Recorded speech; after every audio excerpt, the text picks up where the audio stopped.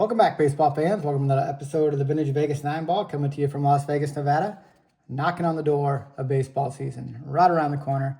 And I know we're all ready for it. I got all my fantasy teams drafted, ready to go. And I'm sure you guys do too. And all we got to do is watch the games now. And looking forward to it. And without further ado, let's get to the Vintage Vegas 9 Ball for the day. And the first card here is a big unit, Randy Johnson. And it's a nice looking upper deck card. They always put out a nice series of cards. And this has the laces here on the baseball are lifted. And just a beautiful looking card of the unit here in action. And let's look at his stats on the back of the card. Johnson was simply dominant during the 2000 season, leading the major leagues in strikeouts with 347. He also collected the Cy Young Award for the third time in his career. And you see in 2019 and 7 with the 2.64 ERA, 347 strikeouts and 248 innings. And the 13-year totals, 179 and 95, 3.19, and 3,000 strikeouts and 2,500 innings. So just big-time numbers for the unit. And I like these purple and green Diamondback colors. Just a very sharp-looking card here. Upper deck. I wish they were still in the business. They had great cards. And the lifted seams here on the top right-hand corner. Beautiful looking card. Hall of Famer Randy Johnson will put him on a stand. Next card, another great left-handed pitcher, Vita Blue. And here he is early in his career. Look at that McGregor glove. You don't see too many McGregor items anymore, but they were big when I was a kid. And here Vita Blue is with that McGregor glove. And early in his career. And when he first came to the big leagues, there was nobody better. One of the best left-handed pitchers, and led the A's, won 3 consecutive world championships in the early 70s, and Vita Blue was right there, a big part of that. And let's look at the back of his card. It says the AL Cy Young Award winner in 1971. Vita hurled A's to the AL West title, set A's all-time ERA mark, hurled 8 shutouts and 24 complete games. Vita led the AL in ERA, shutouts, and was second in wins, Ks, and had a ratio of almost 3.5 Ks to 1 walk. And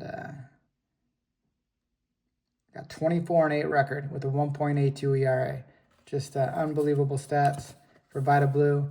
Just completely dominant early in his career. And great pitcher for our 3 consecutive championships in the early 70s. Our future Las Vegas A's. Nice looking card, a little bit miscut on the top there. Speaking of a little bit miscut, this is the Jim Catfish Hunter, another A's legend, part of those early A's teams in the 1970s. And this looks like the perforated part where this card was supposed to be torn off was a little bit off kilter there. And the perforation is going right through. Looks like his eyebrows. And yes, sometimes the cutting was off during this time period. And here he is, Jim Hunter, with his Wilson glove. And just a great picture of him, looks like, on the backfield during spring training. Catfish Hunter. And you see those many years with the A's. Starting in 1965 through 74 with the A's. And then continued his good career with the Yankees. And for this 222 and 157 record with a 3.19 ERA, Jim Catfish Hunter. And great looking card, unfortunately, perforated in the wrong spot there, right across his forehead.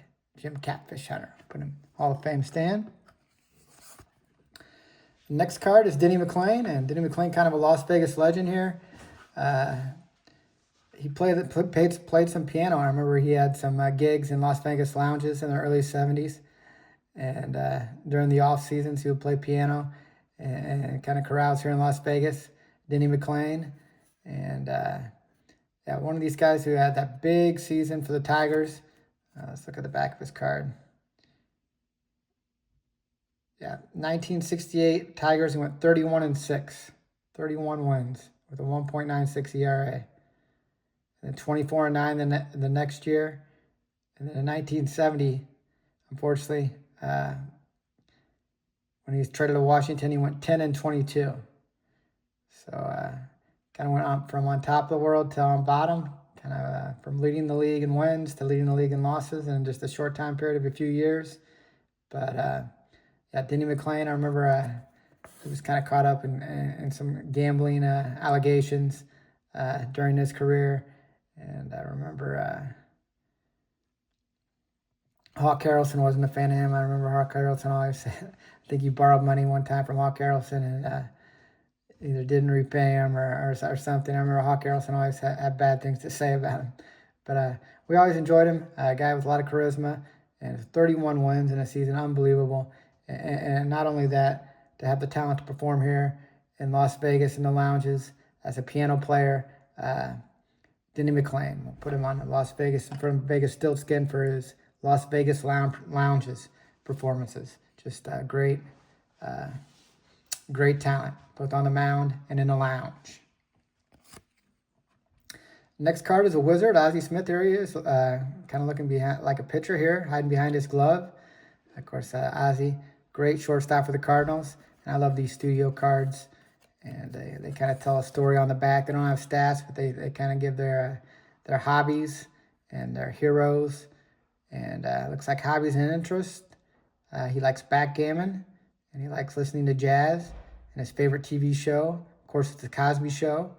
And he collects antique gloves and is a fan of the Lakers and the UNLV Rebels. The Running Rebels, of course, really popular team in the early 90s. And that team with Stacey Augmon, Larry Johnson, Greg Anthony, just big time national champions here in Las Vegas. I wish we could get back to that caliber of basketball team.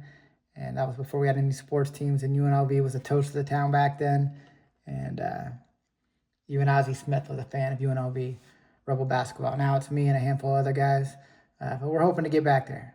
And we had a win last night in NIT, and hopefully Coach Josh Pashner has our team on the right road back to prominence in UNLV Running Rebel basketball. The next card is a Kirby Puckett, Superstars of Baseball card.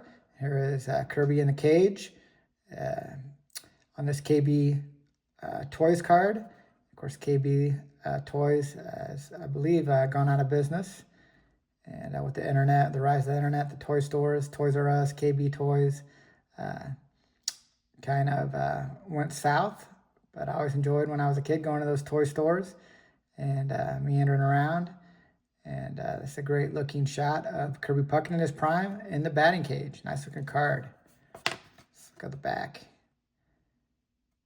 says Kirby went 3 for 5 with a home run and 5 RBIs at California. At 4/18/86, and he had a 2-run home run and a 9-1 win versus the Blue Jays at 5/26/86. And he also led the Twins in batting average in the 1986 season at 328, 31 home runs, 96 RBIs. So big time stats for Kirby Puckett, and it's a nice looking picture of him with the warm up batting jersey on above those red, white, and blue pants. A nice looking card, Kirby Puckett. Next card is a Cubs team card. I remember this. I also had a poster of this. I think it was put out by 76 or something when I was a kid. It's kind of like a picture frame size, not a full size poster. But I had this same picture. It wasn't a card. It was a photo, kind of like the size of a magazine cover, I guess. Had that on my wall as a kid. This is a great picture of the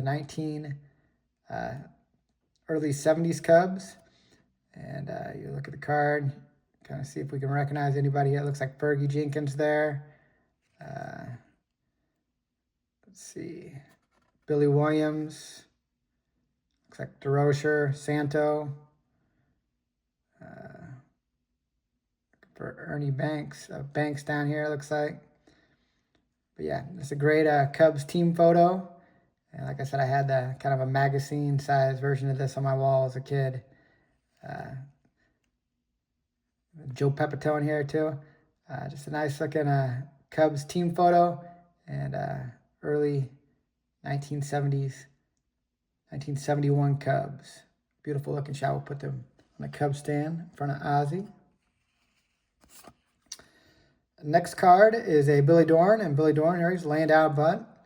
Kind of has hand wrapped around the bat. Never a good idea, but yeah, Billy Dorn, great scrappy switch hitter. See if you're batting right-handed, but you see him here down in the bottom photo with the left-handed helmet on. And real scrappy player. Kind of reminds me of Nico Horner today for the Cubs. Very good defender and willing to do what it takes to win. And very successful season with the Astros in the late 80s, and then played for the Reds in the early 90s. Billy Dorn, a real scrappy ball player. Kind of reminds me of Nico Horner for the Cubs today. Bill Dorn. And the last card here, United We Stand. And we got to be united in our fight against terror. And this is Sammy standing in a fight against terror shortly after the 2001 season. When Sammy ran out to the field, Cubs versus Reds, looks like September 18th, 2001. So baseball got back on the field shortly after those horrific attacks on the World Trade Center. And Sammy carrying the American flag and doing what he could to support our troops and support our country. And Sammy, big-time performer for the Cubs, big-time supporter of America and the American flag. And that will conclude the Vegas 9-ball for the day. We appreciate you guys watching. And baseball starts this week, so tune in and take care and God bless.